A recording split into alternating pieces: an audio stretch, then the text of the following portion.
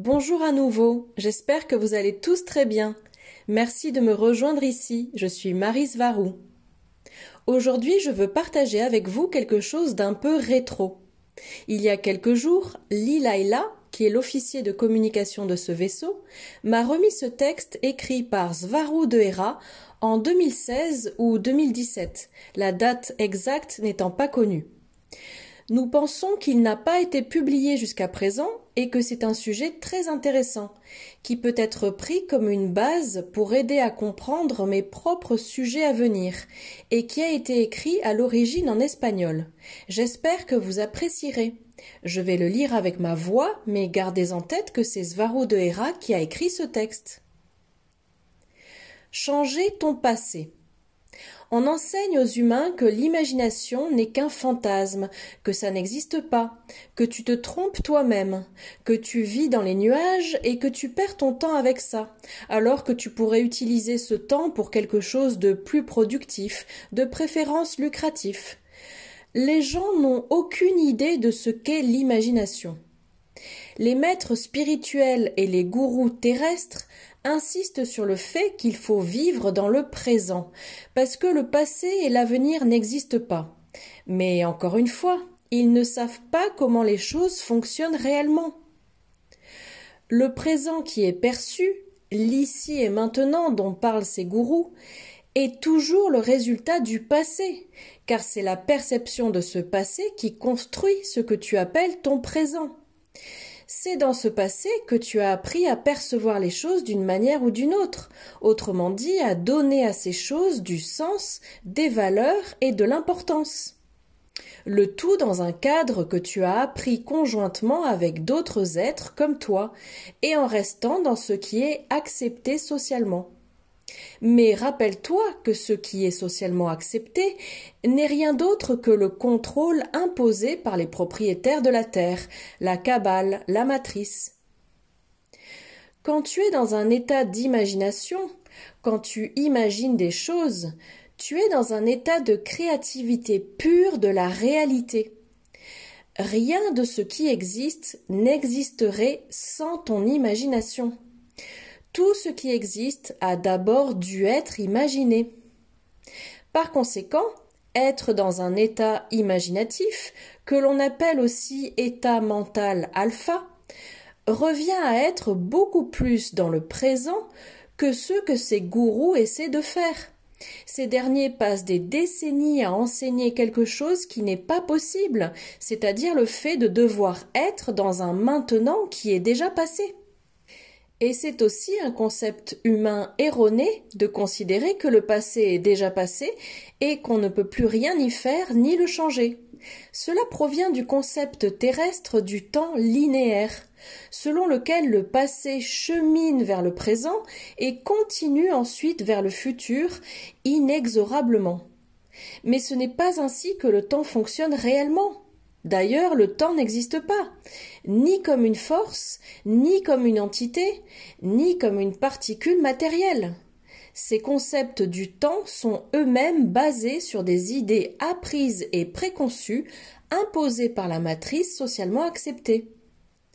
En réalité, le temps est une expérience existant uniquement dans la conscience de l'observateur. Et c'est sa conscience qui anime, accélère et ralentit sa perception du temps. Donc le temps n'est rien d'autre qu'une perception personnelle et unique. Les lignes de temps n'existent pas non plus en tant que telles, car ce concept de ligne nous fait partir de là où l'observateur a été pour faire ensuite un décompte jusqu'au point où il se trouve maintenant. Et cela se fait seulement depuis le point de vue d'un observateur en particulier. C'est comme être dans un désert plat où il n'y a rien. Tu peux marcher d'un bout à l'autre et c'est seulement quand tu te retournes que tu peux percevoir où tu as été et la ligne de temps que tu as créée en voyant tes empreintes de pas dans le sable. Tout ce qui est a toujours été et sera toujours. Il n'y a pas de temps. Tout est fixe et tout est seulement. C'est comme un rouleau de pellicule de film, où tout est en même temps, avec une infinité de photos qui sont fixes, aussi bien celles du début du film que celles du milieu et de la fin du film. Toutes les photographies existent en même temps et c'est seulement l'observateur avec sa conscience, qui est son projecteur, qui anime cette série de photographies. Maintenant, imagine un super rouleau de pellicule de film non linéaire, dans lequel tu peux passer à d'autres scénarios et à des fins alternatives quand tu le souhaites, comme un film interactif avec une infinité de fins et de scénarios différents qui ressortent de chaque point en particulier à l'intérieur du même film. L'observateur peut alors animer ce film interactif à sa guise. S'il s'ennuie, ça ralentit le film. S'il aime le film, ça l'accélère. S'il décide d'avoir peur de ce qu'il voit dans le film, alors le film lui donne encore plus de ce qu'il demande, du fait de focaliser son attention et ses sentiments dans cette direction. S'il demande une belle scène, le film ira dans cette direction en reflétant ce que l'animateur veut. Parce qu'il est l'animateur du film, et sans lui, rien ne pourrait exister. C'est ça la réalité. S'il porte son attention sur les parties d'horreur du film, celui-ci lui donnera encore plus de la même chose. S'il fixe son attention sur les scènes positives, alors c'est ce que le film continuera à lui donner. Car le film que tu perçois comme la réalité n'est rien d'autre que le reflet ou le miroir de ton intérieur, le miroir de ta propre conscience. Par conséquent, la façon dont tu perçois le monde qui t'entoure n'est qu'un reflet de toi-même. Comme je l'ai dit plus haut, c'est grâce à l'imagination que l'on crée la réalité et que l'on décide quelle direction elle prendra. Mais comme tout ce qui existe est déjà et existe déjà, et que nous ne faisons qu'animer avec notre conscience tout ce que nous imaginons, c'est déjà une réalité qui existe ailleurs.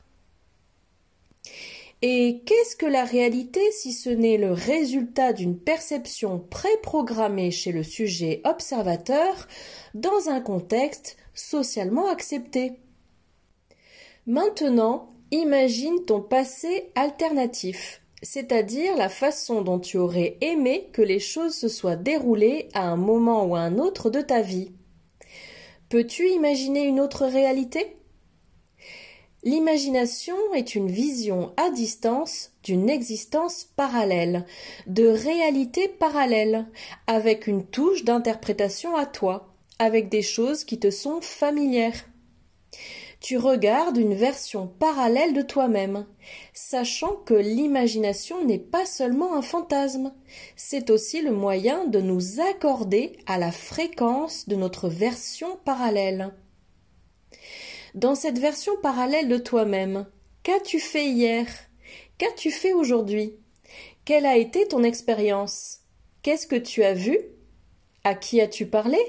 Qui as-tu rencontré? Réponds à ces questions de la manière la plus vivante et ludique possible, mais surtout de la manière la plus réaliste possible. Quelle serait ton expérience si tu étais à 100% cette version de toi-même que tu visualises?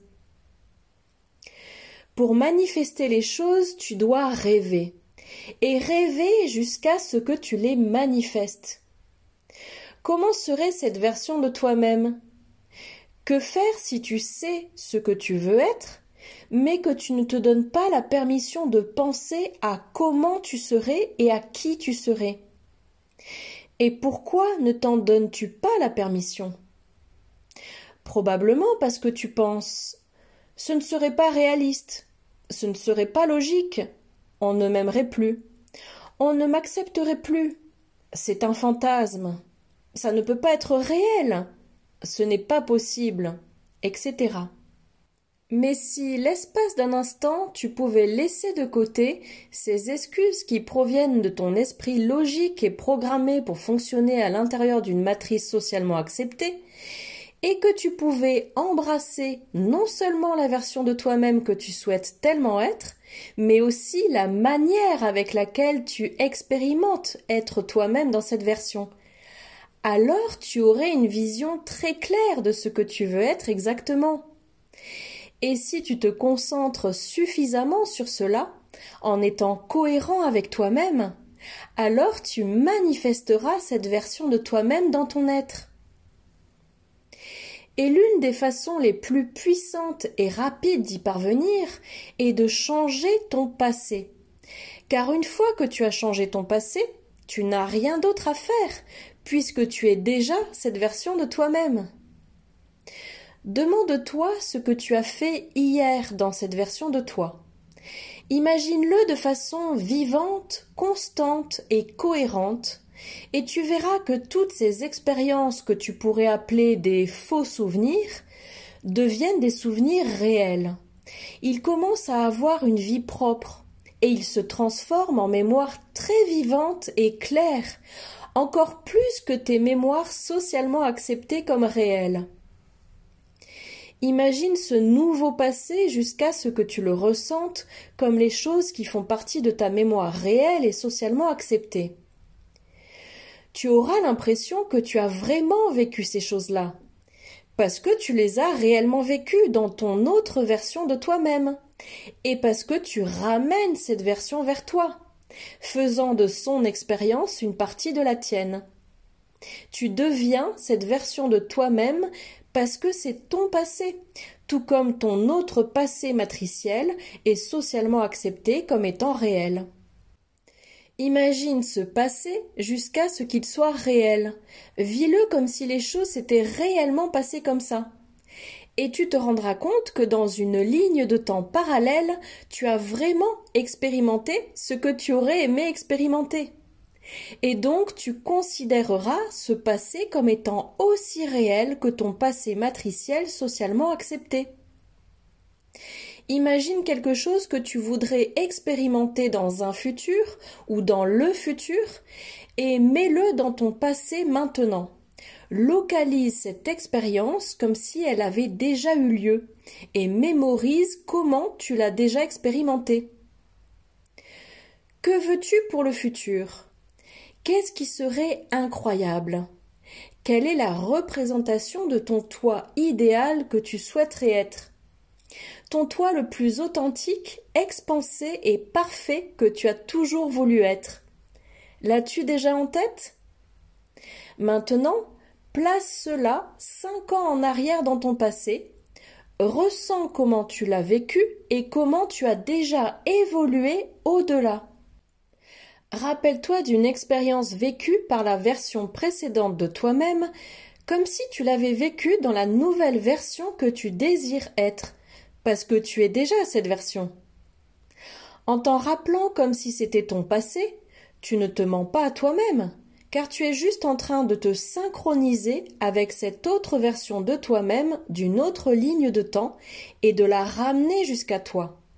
C'est aussi réel que n'importe quelle autre mémoire que tu portes en ce moment et que tu considères comme réelle. Rappelle-toi que tu as déjà vécu toutes ces expériences et que tu as vécu et dit les choses de la manière dont tu l'as conçu. C'est ton nouveau passé, ta nouvelle et réelle histoire. Tu peux changer ton histoire, ton passé et ton présent sans aucun effort. Tu n'as pas à lutter contre une montagne d'histoires qui contredisent ce que tu souhaites ou souhaiterais être.